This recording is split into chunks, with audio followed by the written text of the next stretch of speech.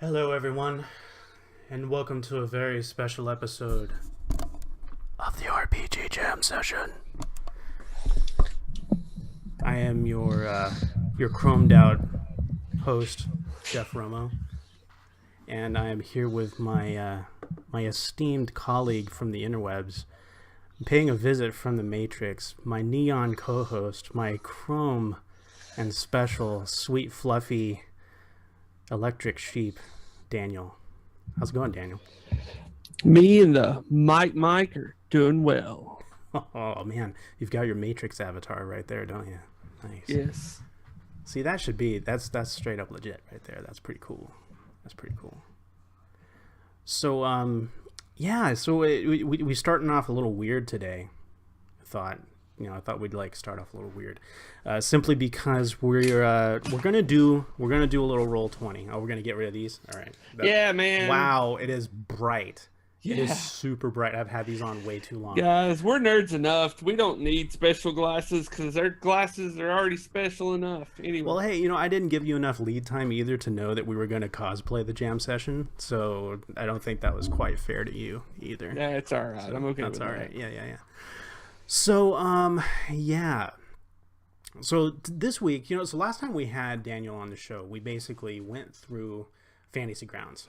Fantastic, wonderful, and awesome, super special, and I would dare say, is it cyberpunk? Is Fantasy Grounds cyberpunk? I don't know. I think so, just because there's so much rebellious behavior going on in Fantasy Grounds when it comes to the kinds of things that are being put out there. The special modules and special offers and stuff. I think that can be considered cyberpunk. Yeah. Because you know what I mean? The Fantasy Grounds has a lot of what I would call hacking in it. One of the things that they push is for people to create their own modules and things like that, and they give you the tools and the know how to do it. And to create your own modules and books, you do have to have a little bit of technical background. So Sure. Yeah, it is a little cyberpunk. Yeah, I like it. You got a bunch of hackers hacking away. I love it. So this session, That's my keyboard hacking. yeah, yeah, like I bring out an axe and chop my computer in half. Yeah. So this session we're going to dive into Roll20, and it could come on with the faces. No, that's not what I didn't do that. No, that's not what I'm didn't do laughing that. at. Because when you said we're gonna dive into it, one of the guys I watch on YouTube has every time he says we're gonna dive right into it, he always posts a funny picture of somebody jumping into a pool.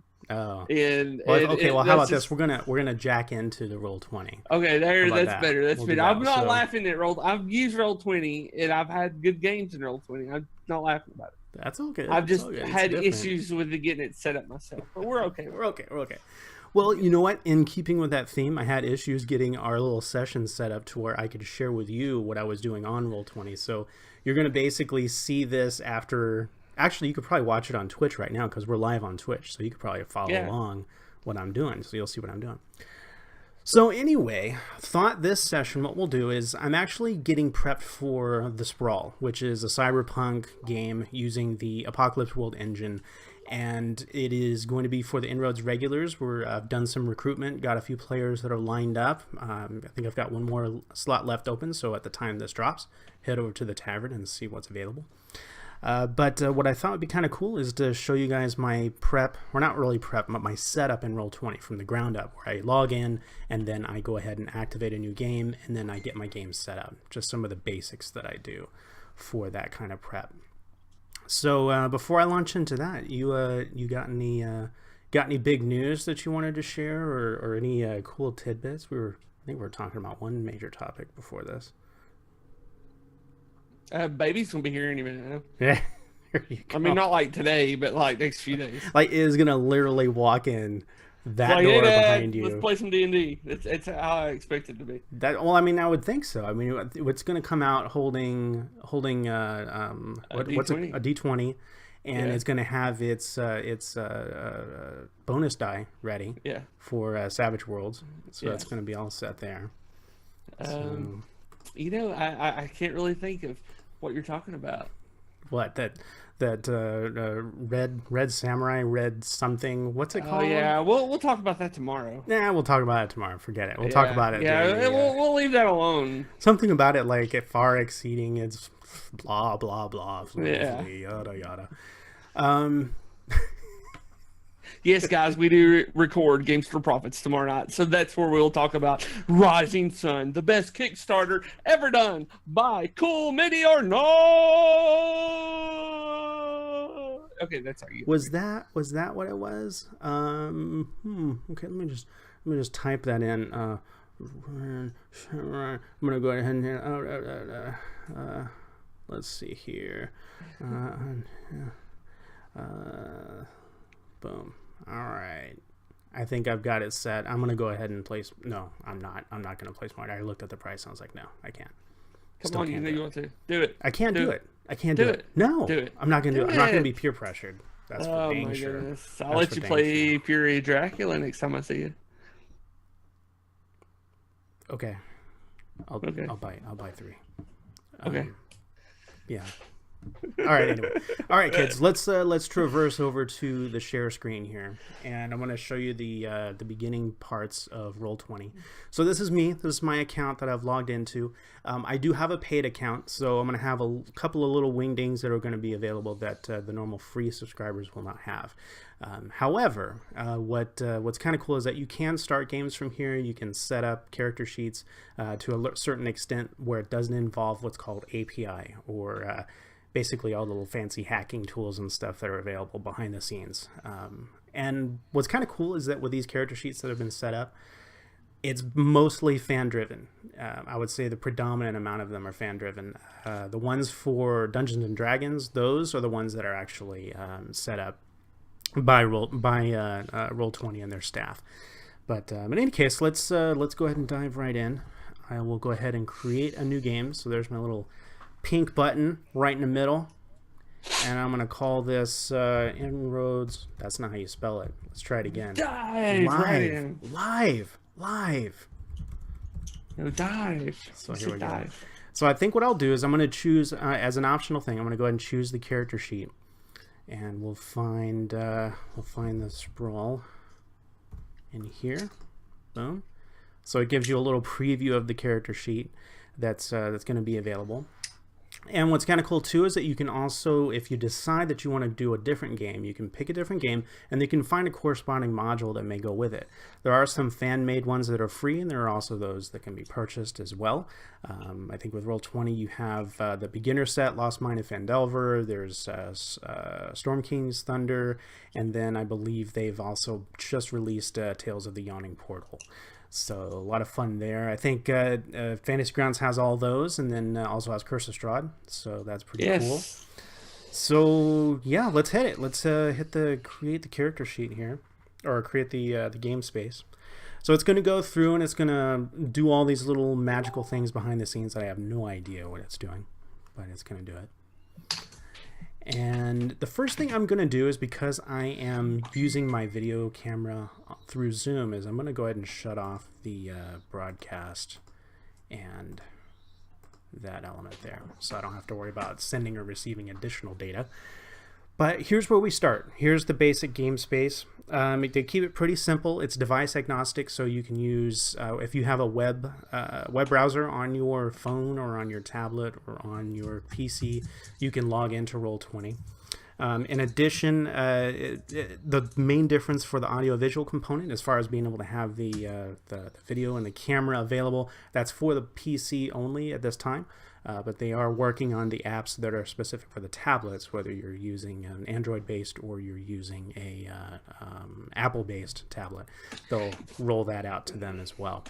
That is something I do enjoy with that, and I hope they bring that into Fantasy Grounds one day, is being able to use a tablet for a player, right? To play the game with. Because I know there's like a Hangouts plugin, but it actually, did they get discontinued, Hangouts plugin?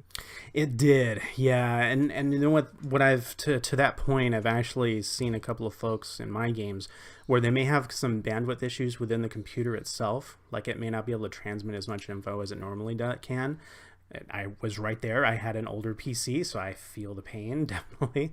But what they did was they ended up running like a video chat on their PC, and then they ran Roll20 on a tablet without the video chat, and they were able to just run the game board from there. And that was the Game Master, and they actually did a pretty good job with it. So all right, so let's roll through it here. So with Roll20,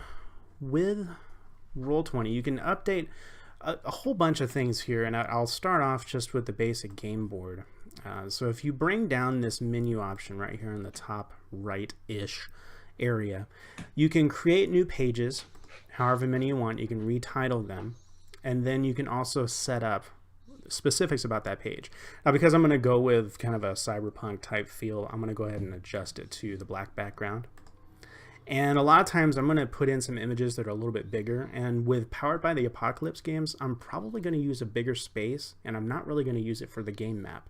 However, it's definitely an option here. So I'll go ahead and I'll jack up the width here a little bit. I'll leave it at 25 for now. If you are going to use the grid, you can select from different units, whether it's by foot, meters, whatever, and each grid can represent a number that you specify. So if you have a larger map and you want to have those grids represent something a little bit bigger, you could jack it up to 20, or you can leave it at 5.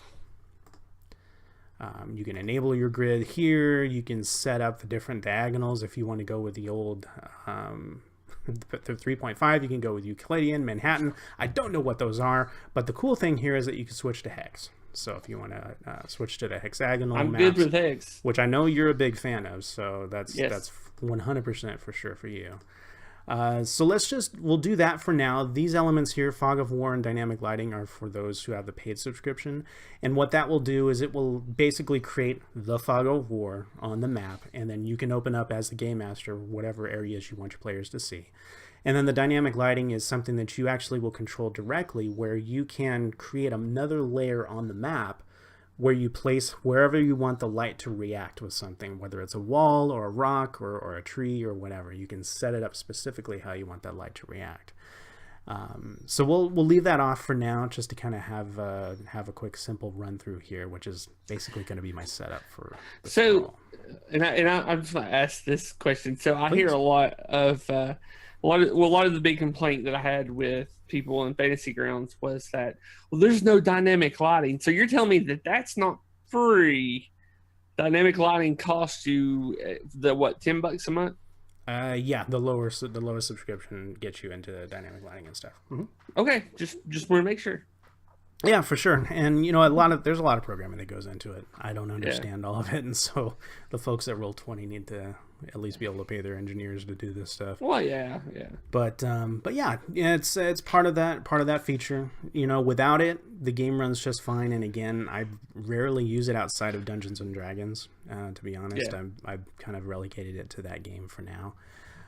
So that's so you can update the background color, you can update the grid, you can also work through some of the other map functions like the Fog of War and dynamic lighting.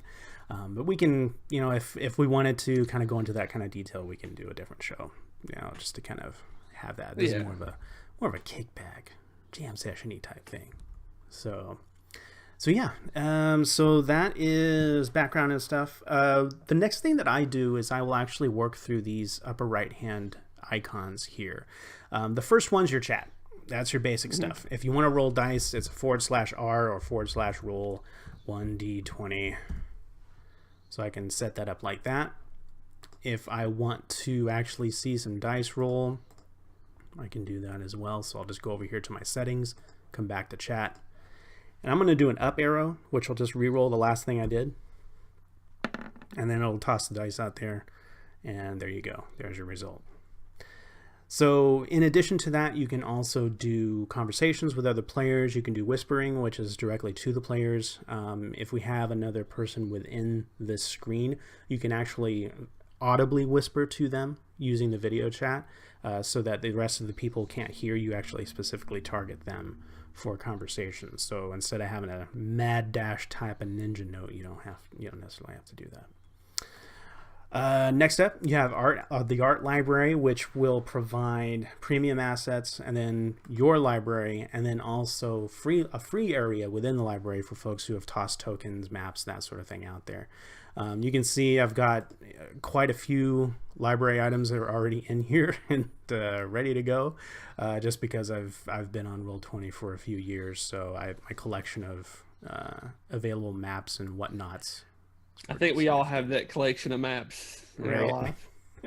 Now the cool thing is that, and something that I haven't done and I really should do, is that at the top here you can actually create folders specific for those pictures, and when you update the folders and change them, you aren't necessarily deleting the picture from your library, you're just removing it from that folder. So I really should be doing that a little bit more often. In fact, the games that you see here, S1S, that's the summer one-shots from last year, that's the last time that I created these folders. Every other time I've just kind of tossed them in here because I can always just kind of go ahead and do a quick search. So I know when I actually loaded something, I can, you know, put in the particular date of when I loaded it, and then it'll bring up those particular images that I know I want to use. So you can do a little shortcut there. At the top, you have the option to narrow down your search to tokens, maps and tiles, portraits, and just everything. It used to be with Roll20, they had a wider selection of images that you could draw in from the internet. It was almost like a Google search in and of itself. But I think with the advent of folks doing more broadcasting from Roll20, they wanted to kind of limit the risk of showing other people's artwork as much as they could. You know, prospectively resist having other people's artwork shown without proper credit. So I think they kind of limited some of the available pictures that are on there.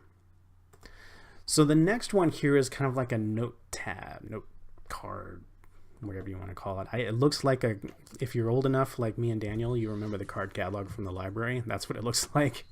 So for most of you kids, you may not even have been inside a library yet, but try it out. It's fun. Books.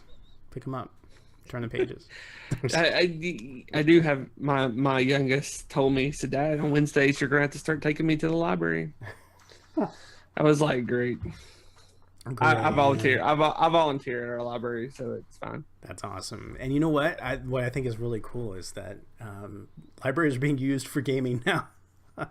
I think that I think you were thinking about it, and then there's like two or three other people, or you've done it, where you can run games at the library. They're just happy to have the foot traffic. Well, yeah, cool. I think that's the thing. Like there's a few of the actual librarians there that want to do games there and are interested. It's just, it's getting them planned and scheduled out and getting people there. Right.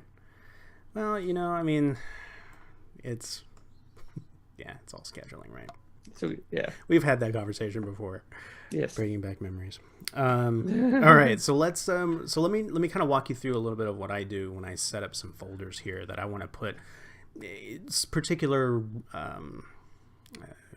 files, character sheets, NPC information, campaign information, that sort of thing. So when you hit the add button here under your little card catalog entry, you can create a character, create handouts, or you can create folders. So what I'll do is I'll create some folders. So I'll put character sheets, or in this case, since it is the sprawl, I'll put operators, just for fun. And all right, I'm a nerd. I like to do that kind of stuff, so sue me. Let's see here. I can put in megacorps. So those are kind of the NPCs or the information that I'm going to have on those particular corporations that I'll develop with the players. Let's see here. Other information I can have. I can have specific NPCs, or maybe label those as contacts. Because as you go through the sprawl, some of the moves that you can have, especially if you play a fixer character or that type, is to actually create contacts within the game. So if you're sitting there, you're planning out the next, you're in the planning phase or the legwork phase, and you think, well, you know what? I know a guy that works for this particular company, and you'll say, okay, so you have a contact there. Well, let's develop that contact. So you guys start talking about it, and then you all of a sudden have to create a new contact. So we'll start there. I don't think I had any. I'm checking my list here real quick to make sure I don't have anything else that I wanted to have there. So in other games, like with D&D, Dungeon World, that sort of thing, I may have an additional folder that might have fiends or monsters. So I can kind of develop a little mini monster manual within here so that I can start building up whatever entries I want to have. So let's do this. I'm gonna move that down. Whoops. See, you can actually nest folders within each other, and now I don't know how to get it out of there. Yeah. Forget it. It's all in there now. I don't care. Come on, get out of there. Get out. It won't Get stay. off my servers. It's just going to stay. I don't care. All right, so let's start off looking at the character sheet. So when you create a new character sheet, you go to that add button, and then it'll pop up something. It's going to default some rando character name there. So I'm just gonna I'll put in a name or whatever, and then you can assign that character sheet to a particular player. So in my instance, I only have my name. So I'll assign it to them, and that's all they have. Now, if I know what kind of character it is, then I may, let's say if it's a fixer, I'll put in a tag that says fixer, and then I'll say maybe it's Daniel's character, so I'll put in Daniel, and that's what I'll have. I can choose files to create an avatar for that particular character. So if I wanted to do that, I can go out and pick whatever.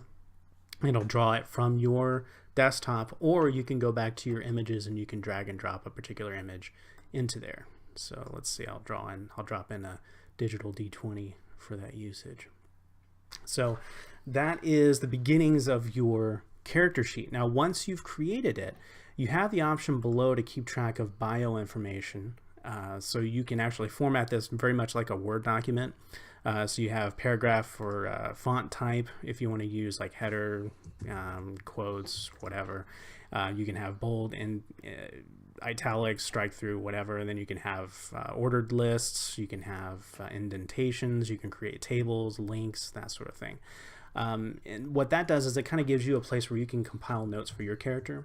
But in addition to that, for me, the GM, I have a section called GM Notes, which is only visible to me. So all the notes that I have specific to my characters, I can keep right there. So if, let's say you make a particular person angry, or maybe you cross one of the megacorps one too many times, I may have your character sheet open, and I'm going to go ahead and make notes about that.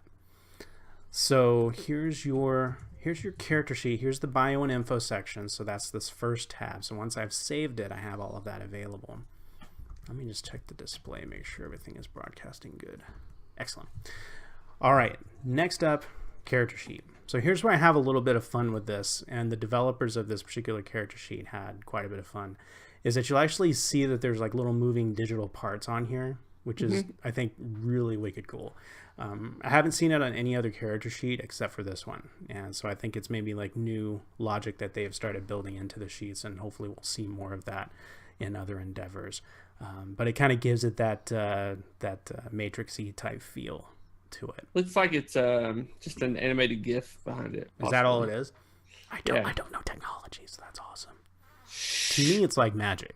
So it is magic. Pretty much magic. It's technical magic. Yeah, exactly.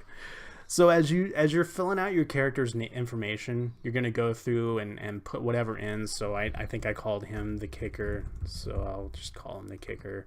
The playbook, let's say he's a fixer. No experience yet. Now, a cool thing here is that you could go out and find a URL for an image that you really like, paste it here, and then broadcast it. So why don't I go and grab something real quick for y'all to use and see. So I'm just gonna type in cyberpunk. Whoa, do not type in, no, I'm kidding. So let's see here. I'll do this guy here. This looks pretty cool. All right, image. Okay, so let's put that URL here, and so I'll hit broadcast, and what ends up happening is that in the chat, I'll go back over here. Now all of a sudden, anytime I roll my character's information, it's going to pop in that little weird looking cyberpunk guy. So every time, let's say if I want to roll my cool, I'm going to go ahead and click that. These little pop-ups are kind of specific to the rules of the game, which is another cool thing that you can build into Roll20, is that whatever particular game system you're using, whatever programmers have done work on the character sheet will also add in some rules-based stuff. So like, like with your D&D last week or last time we got together, it has information on there on like, combining roles. You can drag and drop information and, put spells into your character sheets book, that sort of thing. So all of that stuff gets built into the sheet. And I think by far the most developed right now is D&D 5e. So let's say I don't have anything going forward. It rolls my dice, and then I get a result down here, and again that picture shows up. It's actually, now that picture's creeping me out, so I'm going to go ahead and flip back to the note journal thing. So there's your character sheet. The attributes and abilities section is more specific to the sheet and its usage, and I normally don't play around with this. Now, if you are a programming expert and you know a little bit more than I do, which is not to say a lot because I don't know much, you might be able to monkey around with this and change some aspects of the character sheet. And then you can also go in directly to the API and to the code of the character sheet within your setup to make changes if you so choose. So yeah, so that is the Roll20 character sheet. It has various functionalities, like when you're taking harm, you're in a lot of trouble, oh no, you're dead. So all of these things are helpful for the game. And I use this as an example of saying that for Roll20, it's there to try and support the players, right? Right. And trying to make things as easy as possible. And I think what's nice about it is just the ease of setup. So yeah, so there's your character sheets. If you want to keep those readily available, you can just double click the main bar and then you'll have like a little ghosted image of it. A lot of times if I have multiple monsters or something that I'm dealing with, I'm going to have all my character sheets open and all my monsters open, and then I just double click them down to this little ghost type appearance. Now one cool aspect I think of when I look at the map, or if I'm looking at any kind of fictional positioning, is if you do have tokens that you want to load in, you can put those into the character sheet. I think you saw that when we did the initial setup. Yeah. So you can actually add that here if you edit and then pop a token right in here, you can use that. But I think what's actually kind of cool, I've been using it lately, is that if you're using the AV in Roll20, you can actually move your the camera around. Yeah. So you can kind of position people wherever you want them. Like, okay, this guy's right here, I'm going to put him there, whatever.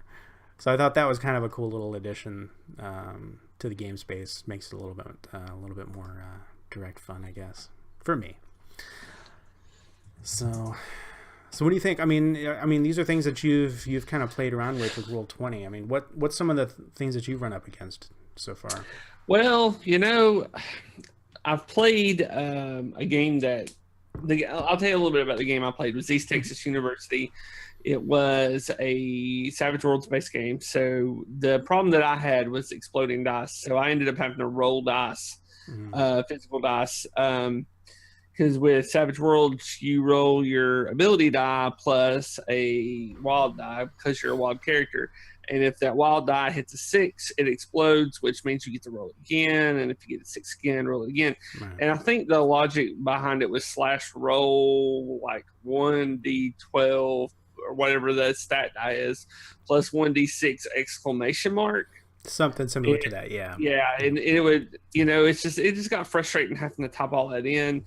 That's why I went back to regular dice. That's again why I enjoy Fantasy Grounds, because it does it for you, right. So you don't have to worry about it.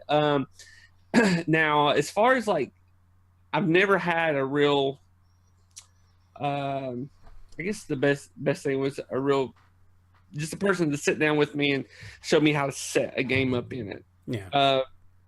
I played around with it and kind of got frustrated with it, and then I was it's so easy to get frustrated. Then I got Fantasy Grounds, and it was like butter. Yeah, I hear you for sure. So yeah, you know what I mean, and it all comes with whatever you put your time towards. That's what you're going to learn the most. So, whatever your preference is, just apply yourself, and you'll start learning some of the things you got. Excuse me, guys. Whereas you got character sheet development, you've got YouTube videos that show you how to put things together and instructionals. So that helps out in the long run, depending upon where you want to kind of put your focus on your game space. So that and I don't want to, I don't want to like make people, if this is what they use, I don't want to make them feel bad about it, because as I said, I have played games in it and the games were great, but it's just not my cup of tea. But yeah, I mean, to each their own. Whatever you like. Just my big thing is with players. And as you know, I do like to push Fantasy Grounds. Just don't be a jerk. I mean, I'm not talking to you. I'm just like, when somebody invites you to their game and they're like, well, I played on Roll20 or I played on Fantasy Grounds, and and you don't use that, don't be a jerk about it. Right. I have had people go, well, I don't use Fantasy Grounds because Roll20 is just the better system. I'm like, well, whatever, you don't have to play with me. And it's just my piece of advice to everybody is like, somebody invites you to the game, just play the game. Yeah, no, I hear you. So, I hear you. And you know what? It's also kind of cool to think of it as a new experience on top of the other game. I think it's a little more difficult if you're learning the particular RPG system and learning something else. Like a Roll20 or a Fantasy Grounds or whatever. That makes it gives you a little bit more of an advanced level of difficulty, but. Yeah, it's worth it in the long run because what's kind of cool is that you'll derive some enjoyment from the folks around you that enjoy it. So that makes all the difference. Oh yeah. So as far as like other elements, you can kind of see me on the side here, kind of organizing some stuff. If you are looking to kind of share information with your players, there's a couple of ways to do it. One is to just drop images onto the board if you want to have folks take a look at those. The other one is you can create handouts. These are just little note card items that you can create on the fly. So if I want to do Mega Corp, 1, and then I want to have it just available to me for now, or you can give it to all the players for their viewing pleasure as well. And then if I wanted to, grab a picture or whatever I want to use, let's say, I'll just put this, because this will be the symbol that I'll use for them, let's say. Now, let me ask this question. Mm-hmm. So say you buy like the D&D manual. Right. Now, do your players have access to look at that? No, yes. If you're in their game, yeah, you can look at the materials that they have available. But if you're in a game where they haven't purchased the player's handbook, that sort of thing, then yeah, unfortunately they won't have access to it. So, yeah, you know what? And actually, what we could do is that, so I'm just kind of creating little handouts here and just moving them around or whatever. But what we could do, let me open this up and put this in the folder there. Let's do this. Let me run over the layers really quick, and then what I'll do is I'll jump us over to a D&D game, and we can actually see what that looks like and check out the character sheet there. All right. So yeah, I think the next thing that I would really pay attention to as a game master, again, kind of going back to the reason we have the shows for new GMs. One cool thing that I like having is the difference between layers here. Now, again, for non-subscribers, you're just doing the free version. You're going to have the map background, the objects and tokens, GM info overlay, and then, unfortunately, dynamic lighting wouldn't be here, but in this case it will for mine. But let's say for objects and tokens, this will be just whoever you're going to have as a player. You're going to have their tokens onto that board. So, for instance, if I have my player here, and I'll just slap a quick token on them so that they have something to wheel around. Of course, now I'm like looking around for tokens because I want to find a good one. So stupid. Quit being so particular, Jeff. Just do it. So I'm gonna use this, and then what I'll do is I'll highlight that token, use select token, and it uploads it, and then boom. So now that character can use this particular token. If you want to make sure that they're assigned, you can do that. So I'm going to assign them to the kicker. I can show their nameplate, bada boom, bada bing. So there's the kicker moving around. So that's the token layer. So that's where you can drop monsters, particular obstacles that you want to have direct contact over, maybe torches, that sort of thing. The next layer is the map layer. So this is where you can start putting in map information, as it says. You can also put in foliage, that sort of thing that you want to have there, doors, if you want to have them available as well. And then the other one is the GM layer. This is where I have particular amounts of fun because I can go ahead and put in my own particular brand of notes and info right there.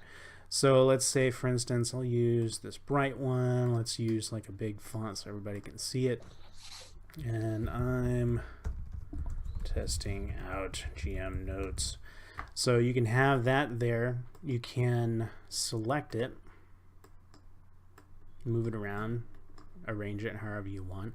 And again, normally I don't have the grid open on this. You can also update to like different fonts if you want, whatever you may like. Yeah. So, you have some flexibility there, and I use it quite a bit actually when I'm looking at like game player clocks, that sort of thing, which is again another sprawl term. Mega corporation clocks, I'll track some of that information on the GM layer, and then as they start fulfilling mission requirements within the sprawl, I'll actually start revealing those mission parameters as they go and saying, hey, look, you just did this, or you just activated that. So it kind of helps with information there. But again, it's layering. And I've seen that in Fantasy Grounds as well. Yeah, I thought that was Fantasy really cool. So get the fog over layer. Yeah, exactly. So if I a few other things you can do, if you wanted to measure like how far you're going, you can do that. So depending upon what your measurements are, you can also do just random rolls if you want. So you can just roll a particular d20 however you want. You can also, what I'll do is activate the turn order. So if I roll initiative, and these people, when they select their token, will automatically pop into the turn order. And then I can sort them and move through the initiative order as needed.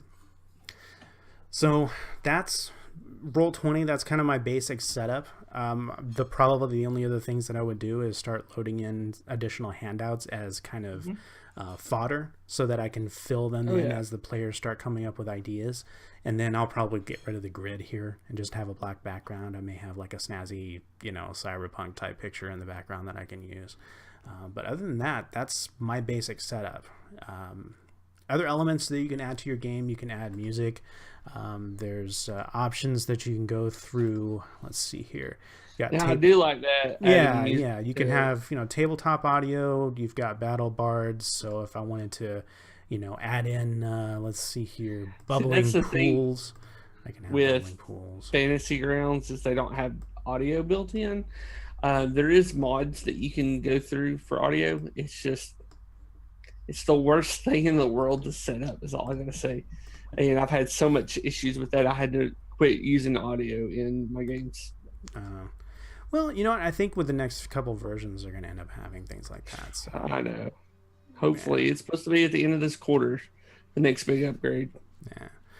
So cool. Yeah. So that's that. There's other choices that you can do, like certain little instances of searches that you can do on the internet through Incompetech or Fanburst. Incompetech or Fanburst is the one where you can find, Incompetech is the one where you can find all the stuff by Kevin MacLeod, which is on Incompetech.com. So all that shareware, or not shareware, wow, that's an old phrase, where you can find the Creative Commons music that you can use if you're going to be doing a broadcast. I've used these before, just to have a little background ambience as well. So yeah, so that's kind of the basic setup that I have there for the sprawl. I'll go ahead and I'll exit out here.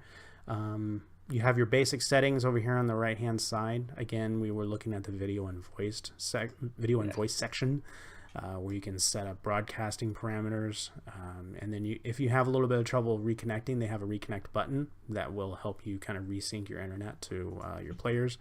And then you can also adjust the size of your avatar as you see fit. Okay. Right at the footer, right there. And there you go. So let's do this. I'll exit this game and I'll switch over to one of my D&D games. Let's do Of Mines and Biscuits, since that one's been out there for a little while. So here we go, loading up. And you know what? What's kind of cool is that, and again, this has been since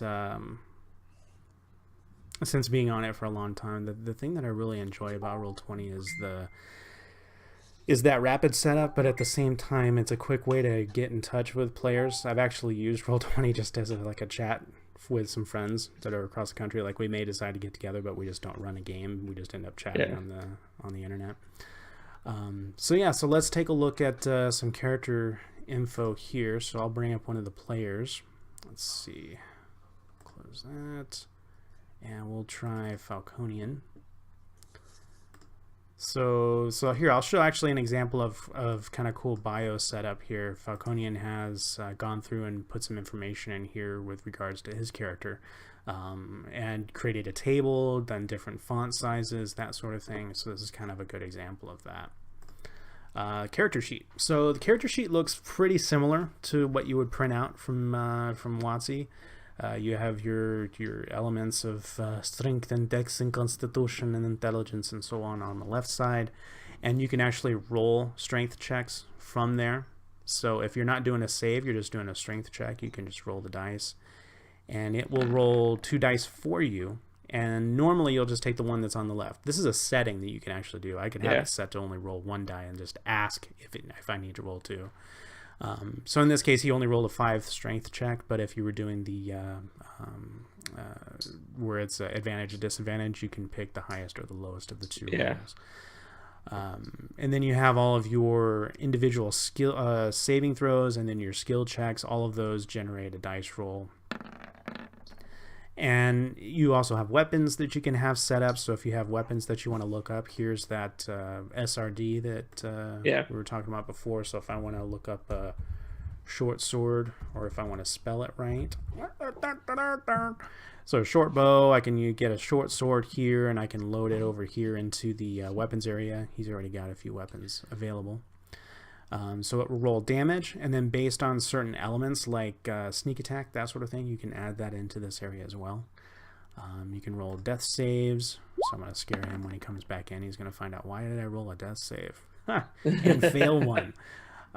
So it's got all of those elements of info that you would normally expect within D&D. They have the bio information again, very much like the character sheet. There's not really a lot of interactive elements here. And then you have spells. That's going to actually interact based on whatever character class you choose. So for him, he's getting the wisdom spell save DC based on him being a ranger. So, and then he can choose whatever spells he wants.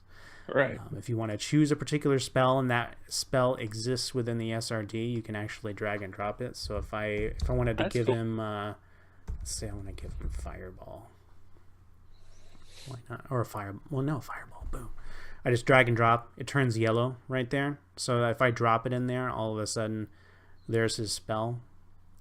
I have an output here set to attack. So it not only will just spit out the spell card, but it's actually going to generate an attack roll. Okay. And the cool thing is you go back to the core, and now all of a sudden he's got a Fireball here. And let's say it'll cast it. It'll ask what level you want to cast it at. Boom. Roll my dice. 38 damage. Roll a DC save, please. Let's see if he rolled it out. If he threw it up in the air and it came back down, he didn't save. 38 points of damage. He is dead. He's dead. So yeah, character sheets. If it's got a lot of cool flexibility to it, and I better go ahead and unlock this and remove this before he realizes he thinks he's got a Fireball. Yeah, and so I've actually had a lot of fun with this one, particularly because I can use it to teach somebody how to create a character in Roll20 and go over the rules of D&D as well, because it has that, like you have in like we have in Fantasy Grounds, it has the SRD information in there that you can go ahead and look up info, and you can point them in the right direction about their characters and stuff. So lots of fun there, a little bit of flexibility, that sort of thing. So yeah, that's Roll20 in a nutshell. I wanted to just hit the basics of it. I didn't want to go too far into it. The steps that I followed there are enough to get you going as a game master, to just set up a communications bay, get your players online, and then you can start handing out character sheets and having them fill them out. That's one of the kind of nice things there, is that you don't have to worry about a lot of the setup. Which for me, and again, this is my play style, the less work I have to put into it, the better. The more time I can spend on story, the better. So that's kind of the direction that I go in. But yeah, that's how I am as well. So yeah, that's Roll20. Well, it's fun. I have fun with it. I use it quite a bit. And interestingly enough, I do use, for our games for InnRoads, I will use a combination of Zoom video conferencing, audio video conferencing, and Roll20. I'll shut off the AV on Roll20. And that's simply because normally our game nights are right at peak time. And it happens if it happens more than 1 out of 10 games that we have issues with the audio video, it's a pain in the neck because we're doing recording. Now, on other nights, Wednesday nights, when I'm just running through and playing games with friends and we're not recording anything, I don't care. And normally it doesn't even do anything at that point too. So stability has gotten better over the years, and I'm sure it's just going to continue getting better. So yeah, there's my Roll20. It's yours and mine. We can all share. We can have fun. Yeah. Well, I mean, with me, I wouldn't mind, playing games on it. It's a DM, because I have certain systems I play anyway that I already have. So Fantasy Grounds for me would be the better bet. Well, Savage Worlds is like totally plugged in for you. Like that was the one that you rolled with us when we talked a couple of weeks ago. That was just like, that's your jam, man. That's and it. I know what I did to mess that up, so don't worry about it. You know what? Even with that, forget it. That's the thing is I could slap a Savage Worlds game down in like 5 seconds, man. 5 seconds. And I can. We need to talk about just Savage Worlds one day. I mean, that's just it. Well, what we could do is that, and I've been kind of thinking about this for this show, is to potentially start looking at particular game systems and just to kind of break down some of the entry-level elements of those systems. I think 5e would probably be a little too easy to do just because everybody has it. But, looking at things like Savage Worlds and then working our way up to something maybe even as complicated as Shadowrun, I think would be a lot of fun to do. Well, and the thing with it, and I'll have to point this out to everybody, even though I talk about Savage Worlds, you can't just stay in one game system, period, all the time. Right. If you really want to have fun, you're going to have to branch out because if you want to get in a game, it's not always going to be one system. No, yeah, and it opens up the ability to play. You know what I mean? Yeah, you have more options. Oh yeah, more options. That's it's always a good thing. All right, well, cool, man. It's been great having you back again, and it's been great being on. I know you're going to be back again, and we'll have more conversation. I think because in both our shows, this last couple shows, it was kind of like you doing the description and then me doing the description. So I think we'll have more conversation coming up, especially if we talk about Savage Worlds, and I'll like ping your brain for like cool ways to set up the game space, and well, not just the game space, but just setting up a game for players and stuff. We can divest ourselves from the digital realm because we've covered that. We've been there. We've done that now, and we can just focus on the particular game that we want to. And I can go with my experiences of savaging up Dungeons and Dragons. There you go. Nice work. Anyway. Actually, you know what we should do is like do like various games where we've like done that. That'd be kind of cool. But anyway, cool. Well, thanks a lot, everyone, for stopping by. For those viewing on Twitch, sorry for a little bit of the hiccups here and there. We're still kind of working out the kinks of doing a live broadcast. So hopefully you've bared with us and had some fun along the way. We're still in that test phase, but we'll get there where we have that regular broadcast and have that regular advertisement about it. Mm-hmm. But in the meantime, enjoy us on YouTube. Check out the show notes down below. There's only a couple basic links that we'll probably have there for Roll20, but if you have questions, post them up down there. I'll do my best to get to them as quickly as possible. Or better yet, visit us in the tavern at facebook.com/GameStoreProfits. You can learn more about Daniel how? You just get on Facebook and look at me. Look for me, Daniel Fisher. Look at me. Look at me on Facebook. So sick.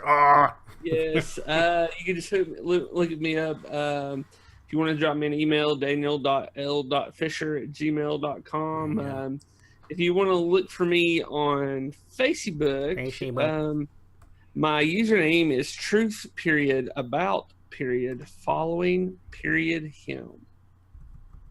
Interesting. This is new information.